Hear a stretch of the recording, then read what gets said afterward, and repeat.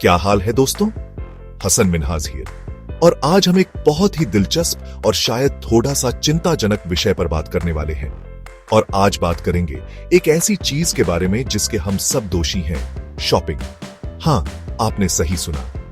Shopping जो कभी एक साधारण क्रिया थी, अब एक जुनून बन चुकी है।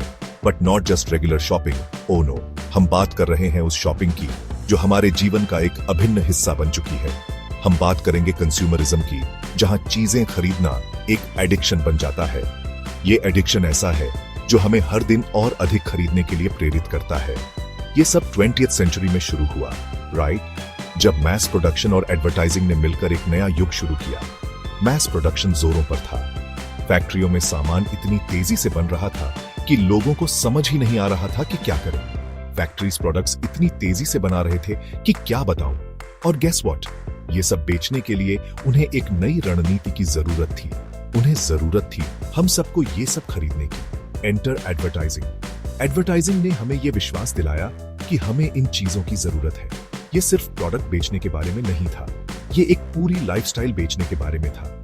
ये लाइफस्टाइल एक ड्रीम बेचने के बारे में था। उन्होंने हमें यह सपना दिखाया कि अगर हम ये सब खरीदेंगे तो हम खुश रहेंगे। उन्होंने हमें बिलीव कराया कि हमें खुश रहने के लिए इन सब चीजों की जरूरत है। और यू नो व्हाट, ये काम कर गया।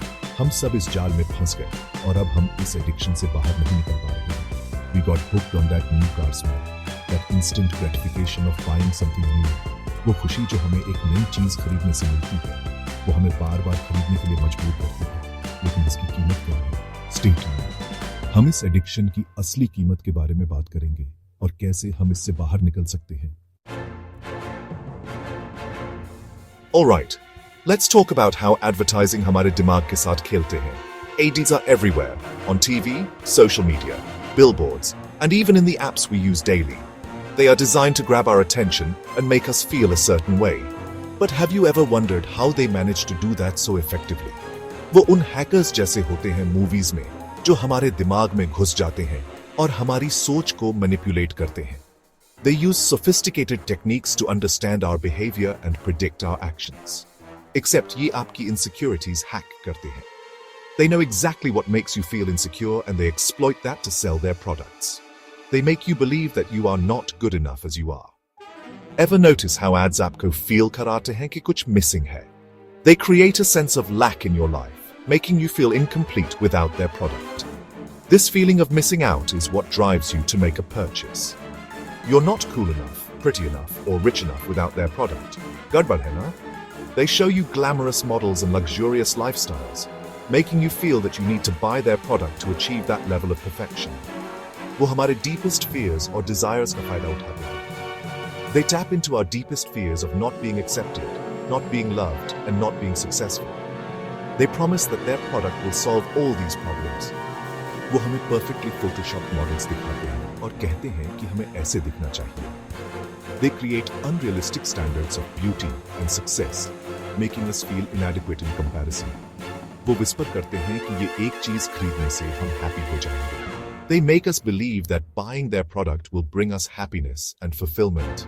But here's the truth. ये सब झूठ है। The happiness they promise is temporary and often leads to disappointment. The product rarely lives up to the expectations set by the ads. वो आपको एक illusion बेच रहे हैं, my friends. Don't fall for it.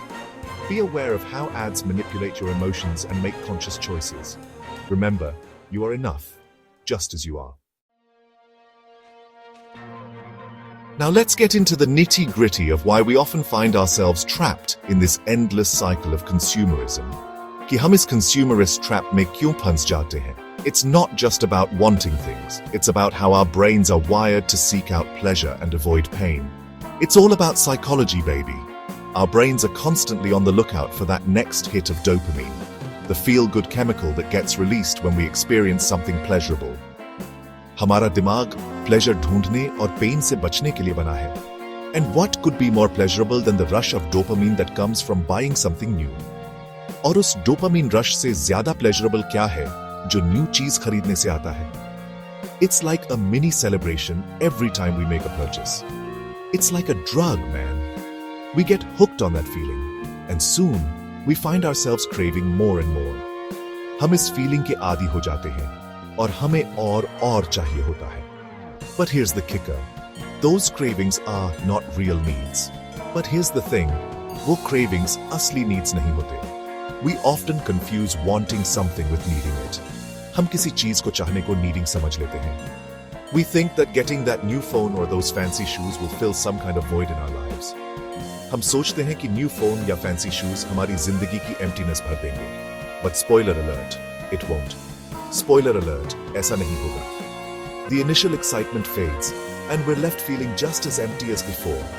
True fulfillment अंदर से आती है, shopping bag से नहीं। Real happiness and contentment come from within, not from a shopping bag.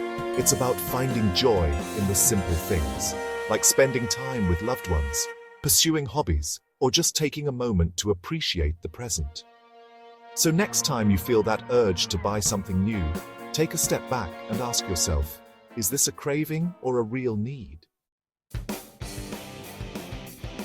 Okay, time to get real.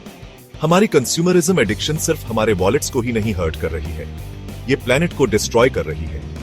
वो सब चीजें जो हम खरीदते हैं, वो कहीं से तो आती हैं, और वो कहीं है mother earth. We are talking deforestation, pollution और वेस्ट के पहाड़। ज्यादा पाने की हमारी ये नेवर एंडिंग डिजायर सचमुच प्लेनेट का गला घोंट रही है। और किस लिए? थोड़ी देर की सेटिस्फैक्शन के लिए? It's time to wake up और ये रियलाइज करना है कि हमारे एक्शंस के कॉन्सिक्वेंसेस होते हैं। हमें बिगर पिक्चर के बारे में सोचना होगा और एनवायरनमेंट पर हमारे चॉइसेस के इंपैक्ट के बारे में। But hey, don't despair. अभी भी देर नहीं हुई है इस विशियस साइकिल से बाहर निकलने की। हम अपनी जिंदगी कंज्यूमरिज्म के क्लचेस से वापस पा सकते हैं।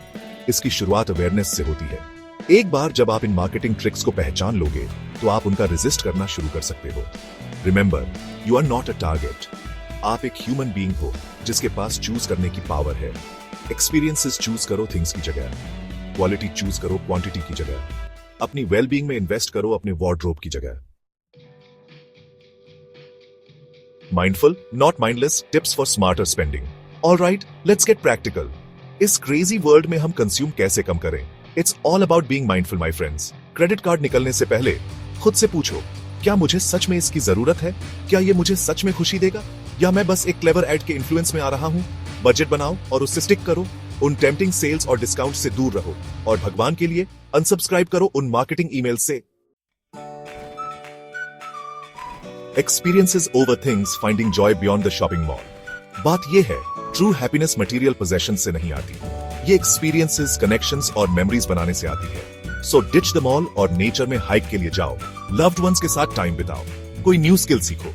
ये वो चीजें हैं जो सच में हमारी जिंदगी को एनरिच करती हैं। ट्रस्ट मी, दोस्तों के साथ हंसने की खुशी न्यू शूज की खुशी से कहीं ज्यादा है। The power of enough, embracing contentment in a materialistic world. ऐसी दुनिया में जो हमेशा मोर चाहती है, ये समय है इनफ की पावर को रिडिस्कवर करने का। कंटेंटमेंट का मतलब ये नहीं है कि आपके पास सब कुछ हो जो आप चाहते हो। इसका मतलब है जो आपके पास है उसकी कद्र करना। जिंदगी की सिंपल थिंग्स के लिए ग्रेटिट्यूड प्रैक्टिस करो। आपके ऊपर छत, खाने के लिए खाना और लोग जो आपसे प्यार करते हैं। जब आप अपना फोकस लैक से हैव पर शिफ्ट करते हो तो कुछ मैजिकल होता है। आप सच में कंटेंट फील करने लगते हो। Join the movement building a more sustainable future together. देखो, we're all in this together. हम सबके पास डिफरेंस बनाने की पावर है। चलो एक मोर सस्टेनेबल और फुलफिलिंग वे ऑफ लाइफ की तरफ मूवमेंट ज्वाइन करते हैं। उन बिजनेसेस का सपोर्ट करो जो एथिकल और सस्टेनेबल प्रैक्टिसेस को प्रायोरिटाइज करते हैं। रिड्यूस, रीयूज एंड रिसाइकल करो जैसे आपकी जिंदगी इस पर डिपेंड करती है, क्योंकि वेल करती ही है। साथ मिलकर हम कंज्यूमरिज्म ट्रैप से बाहर निकल सकते हैं और एक ऐसी दुनिया बना सकते हैं जहां लोग और प्लेनेट पहले आते हैं। Peace out.